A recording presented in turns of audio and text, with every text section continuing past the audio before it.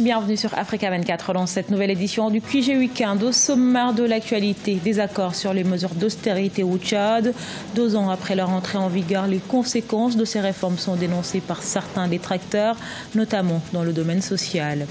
Vers une augmentation de 500 francs CFA à 2500 francs CFA du prix du péage routier au Cameroun, c'est l'une des conséquences de la construction de 14 postes de péage automatique sur certaines routes bitumées du réseau routier. Et puis au Maroc, l'Office national de sécurité sanitaire des produits alimentaires se prépare pour une vaste opération de recensement des entreprises. Ce plan d'action a pour but de réguler le secteur agroalimentaire du royaume chérifien.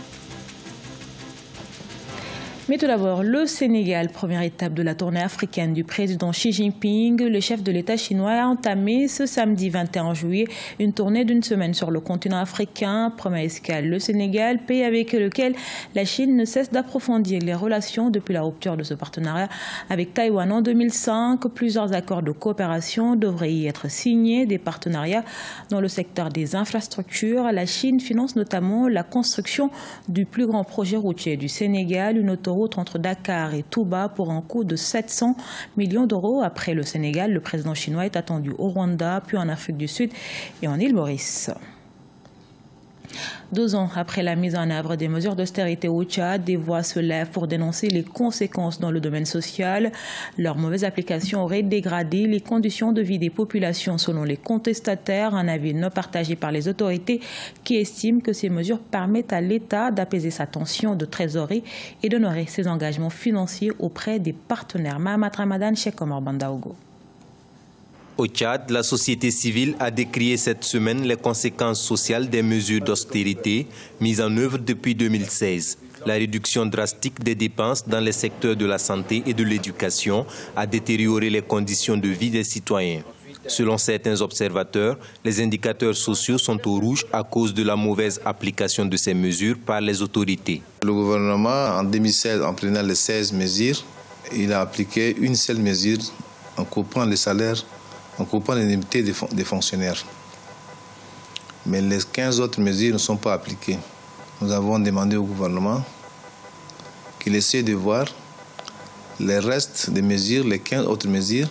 Pour les autorités, la restriction budgétaire a permis à l'État d'honorer ses engagements financiers, notamment les salaires et les dettes intérieures. Mais certains spécialistes estiment qu'une évaluation est nécessaire après 2 ans d'exécution de ces mesures. Chaque Tchadien, en ce qui le concerne, de manière individuelle, n'avait pas pensé que ça pourrait arriver. Cette crise nous a pris du coup. Alors nous sommes obligés de nous asseoir et faire des corrections, rectifier un peu le tir pour qu'elle soit vraiment enrayée une fois pour toutes. Pour rappel, au Tchad, depuis la mise en œuvre des mesures d'austérité par le gouvernement en 2016, la gratuité des soins d'urgence dans les hôpitaux publics et la subvention des écoles étatiques ont été mises en veille. Anciennement connue sous le nom de Banque de développement des BRICS, la nouvelle banque de développement augmente ses prêts pour l'Afrique du Sud. L'institution financière prévoit de prêter jusqu'à 600 millions de dollars de plus à l'Afrique du Sud cette année. Un prêt qui devrait permettre de répartir le financement de manière plus équitable entre ces 5 États membres. Ces fonds sont destinés pour des projets d'énergie renouvelable et le développement des infrastructures. Au Cameroun, les 14 premiers postes de péage routier automatisés devraient faire considérablement monter le prix du ticket. Celui-ci passerait de 500 francs CFA à 2500 francs CFA, ce qui représente une hausse de 400% qui suscite la polémique. Reportage de notre correspondante Viviane Bauken. La question de l'augmentation du prix du péage routier de 500 francs CFA à 2500 francs CFA constitue un débat important entre l'État du Cameroun et les entreprises soumissionnaires pour la mise en concession partielle du projet d'automatisation de 14 péages routiers au Cameroun. Pour les experts, le projet est appréciable, mais la marge d'augmentation reste importante. Les modalités pour lesquelles ce prix est multiplié par 5 doivent encore être expliquées clairement, que ça ne doit pas faire l'objet de discussions privées et secrètes, ça doit être discuté pleinement Et même, ça doit être discuté au Parlement, parce que je crois finalement que le péage, comme ces formes de taxes-là, c'est le Parlement qui en a la plénitude. D'autre part, pour les spécialistes, l'augmentation du prix du péage routier devrait permettre de réduire les agences de voyage véreuses sur les voies du pays. Il faut que le gouvernement soit clairvoyant sur sa stratégie et que l'option d'un péage dont les prix augmentent ne soit pas simplement une augmentation de la charge à payer par les transporteurs. Selon les statistiques, les recettes issues du péage routier se chiffrent à près de 6 milliards de francs CFA au Cameroun. Au Maroc, l'Office national de sécurité sanitaire va recenser tous les établissements et entreprises opérant dans le secteur agroalimentaire. Ce plan d'action devrait servir à identifier les entreprises non encore agréées ou autorisées sur le plan sanitaire dont les produits peuvent nuire aux consommateurs. Gladys Mwamba. Le gouvernement marocain envisage de faire le ménage dans la filière agroalimentaire.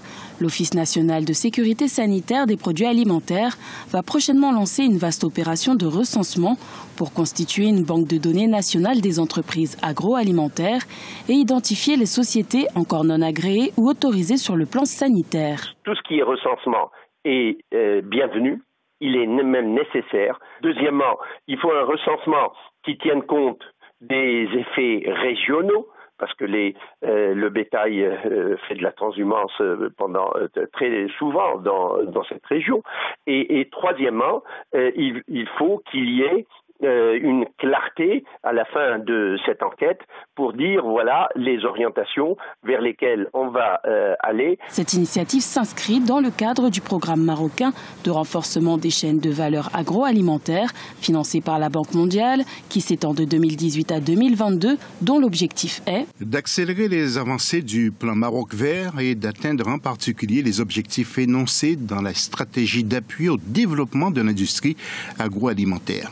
Cette opération d'envergure veut contribuer à l'amélioration de la compétitivité des marchés agroalimentaires au Maroc. Il est à noter que l'agro-industrie et l'agriculture marocaine ont généré plus de 5,5 milliards de dollars de recettes d'exportation en 2017.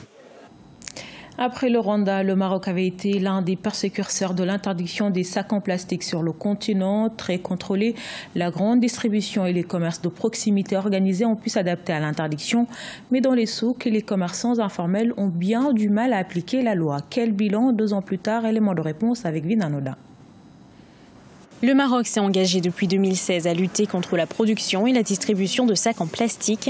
2 ans après la loi interdisant la fabrication, la vente et l'utilisation de sacs en plastique dans le royaume, 65% des consommateurs marocains utilisent encore 5 à 15 sacs en plastique lors de leurs achats. On s'attaque beaucoup à tout type de commerçants ou de commerce. Ça coince à ce niveau-là. Moi, je crois qu'il est grand temps d'abord qu'on puisse s'attaquer aux grosses chaînes de valeur, c'est-à-dire que ceux qui fabriquent les plastiques. Il y a des sociétés qui fabriquent du plastique ou qui amènent du plastique au Maroc.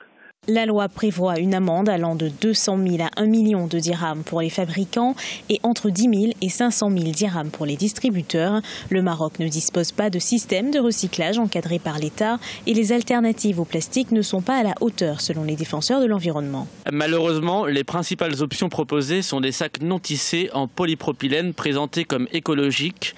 Or, il s'agit de textiles plastiques.